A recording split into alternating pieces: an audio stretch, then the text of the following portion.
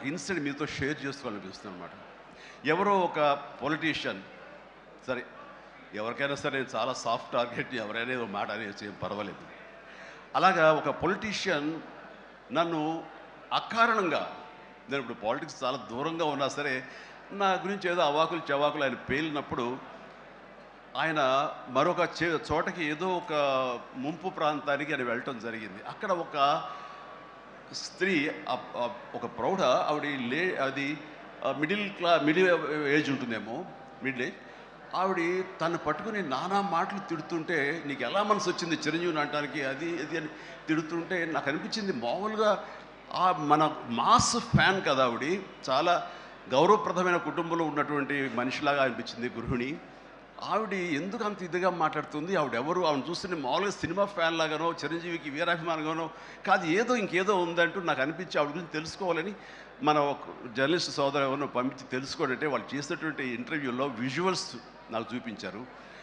ఏంటమ్మా అంత ఇదిగా ఆయనకి వీరాభిమానం అంటే, అభిమానం సినిమాభిమానం కాదయ్యా, ఆయన వ్యక్తిత్వానికి అభిమానం అంటే చెప్పినప్పుడు నా మనసు టచ్ అయింది. ఏంటమ్మా అంత ఇదిగా ఏంటమ్మా ఆయన మీకైనా సహాయం చేశాడు, ఏం చేశాడంటే, సహాయం చేయటువంటి అయ్యా నా బిడ్డ ప్రాణాలను కాపాడాడు అని అన్నప్పుడు, ఏ విధంగా ఏంటి అని అన్నప్పుడు, నా బిడ్డకి రాజమండ్రిలో దగ్గర ఒక పల్లెటూరుది, రాజమండ్రిలో కానీ కాకినాడలో కానీ నా బిడ్డకి ప్లేట్లెట్స్, డెంగ్యూ వచ్చేసి ప్లేట్లెట్స్ బాగా డౌన్ అయినప్పుడు వితిన్ అవర్స్ నా బిడ్డ కనుక ప్లేట్లెట్స్ సమయానికి అందకపోయి ఉంటే కనుక వాడు ఏమైపోయాడు, పాటిగా దూరం అయిపోయేవాడు. అంటే ఒక 8 ఏళ్ల బాలుని అబ్బాయిని పిలిచి పక్కన కూర్చోబెట్టుకుని ఆ తల్లి చెప్తుంది, మరి ఎవరో చెప్పారు చిరంజీవికి ఫోన్ చేయపోయావమ్మని. నేనేంటి చిరంజీవి ఫోన్ చేయటువంటి, ఎక్కడ నుంచి చేయగలను, ఆయన ఎక్కడో ఉంటాడు, ఎలా చేయాలి ఫోన్ అని తెలియని పరిస్థితుల్లో, లేదమ్మా బ్లడ్ బ్యాంక్ చేయి, వాళ్ళు ఖచ్చితంగా ఎత్తుతారు ఫోను, నీకు కావాలి సహాయం చేస్తారంటే, వాడు గంటల్లో కావాలి, అది ఎక్కడో ఉంది హైదరాబాద్లో, ఎలాగొస్తుందో అనుకున్నాను. కానీ అయినా సరే ఎక్కడో ఆశ చావక ఫోన్ చేయడం జరిగింది. ఫోన్ చేసిన తర్వాత అక్కడ స్పందించి అక్కడ సిబ్బంది వెంటనే రాజమండ్రి పరిసర ప్రాంతాల్లో ఉన్న అభిమానులు, ఆ బ్లడ్ గ్రూప్ ఎవరికైతే ఉందో అభిమానుల్ని వెంటనే పంపించేయడం ఏంటి, అవర్స్లో వాళ్ళు హాస్పిటల్కి, నీరెస్ట్ హాస్పిటల్కి వెళ్ళి బ్లడ్ ఇవ్వటం ఏంటి, దాని నుంచి ప్లేట్లెట్స్ వేరు చేయటువంటి, ఆ బిడ్డకి ఎక్కించడం ఏంటి, తెల్లారిసరికి ఆ బిడ్డ మళ్ళీ తిరిగి ఎంతో ప్రాణాలతో బతికాడు. ఇది ఈడనయ్యేవాడు. ఆయన కనుక సమయానికి చేయకపోయి ఉంటే నా బిడ్డ ఏమైపోయాడు. అలాంటి మనుషుల ఈ తుచ్చులు నీచులు కలిసిందని మాట్లాడతారు. వాడిని నాకు సరిపోలేదు, దగ్గరికి వెళ్ళి ఉంటే ఏమి చేసేదాన్ని అని చెప్పేసి అప్పుడు అంటుంటే, చాలామంది అంటారు ఏమని మిమ్మల్ని ఇలా అటాక్ చేస్తుంటారు సోషల్ మీడియాలో మాట్లాడుతుంటారు, మీరేం మాట్లాడరు ఏంటని. నేను చేసినటువంటి మంచి కార్యక్రమాలు, నేను పొందినటువంటి ప్రేమ, అభిమానం, ఇదే నాకు రక్షణ కవచం. నేను మాట్లాడక్కర్లా, నేను చేసుకున్న మంచి మాట్లాడుతున్నట్టు నేను అలాగే అంటుంటాను, ఇది సత్యం. సో ఆ తర్వాత మళ్ళీ ఆ సదరు రాజకీయ నాయకుడు మళ్ళీ ఎక్కడా మాట్లాడేది నాకైతే వినపడలేదు.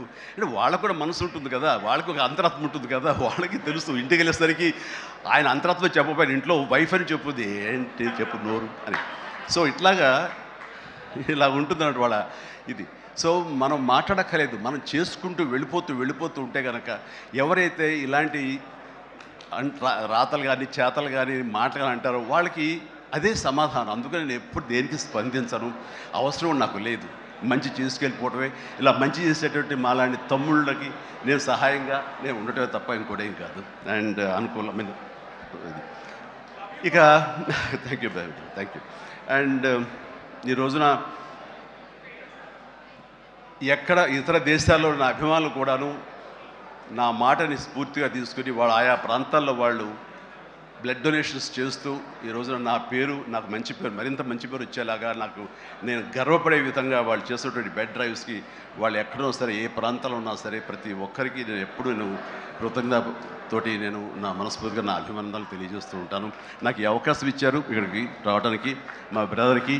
ఆయన చేసిన కార్యక్రమాలు ఎన్నెన్నో చూస్తూనే ఉన్నాము. అండ్ దానికి ధీటుగా ఎవరు నిలబడలేరు. అలాగే నిరంతరంగా వాళ్ళ నాన్నగారికి నివాళులు అర్పించే విధంగా ఇది సెంటనరీ ఇయర్. సో 100 సంవత్సరాల ఇది ఆయనకి నివాళులు అర్పించేలాగా ఆయన గర్వపడి కొడుకుని చూసుకుని ఎక్కడో సరే గర్వపడే స్థాయికి ఆయన సహాయ కార్యక్రమాలు చేయటం అన్నది ఆయనకి ఇచ్చేటువంటి గొప్ప నివాళి. అండ్ ఈ సందర్భంగా మా బ్రదర్ని నేను మనస్ఫూర్తిగా అభినందిస్తున్నాను. అండ్ ఇలాంటి కార్యక్రమాలు ఎప్పుడు చేసినా సరే నన్ను పిలవండి, మీకు అందుబాటులో ఉంటాను, అందరూ కలిసి చేద్దాం. అండ్ ఫ్యూచర్లో మీరు ఎక్కడ ఏం చేసినా సరే మంచి కార్యక్రమాలు నాకు అవకాశం ఇవ్వండి. మీతోనే ఉంటాను. And thank you everybody.